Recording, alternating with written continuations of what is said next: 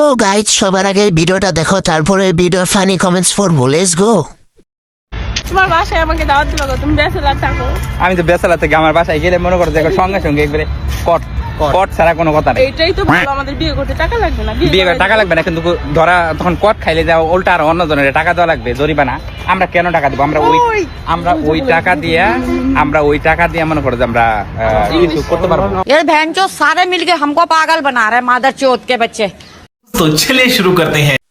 ছেলেদের নজর ঠিক করো। জেনরা কই, কেউ কিছু দেখছো? ঢাকার কোন হোটেলে থাকে এই মেয়েটা?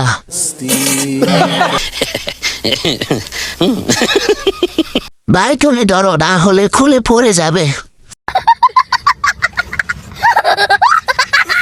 50 কেজি হবে। ঠিক বলেছো।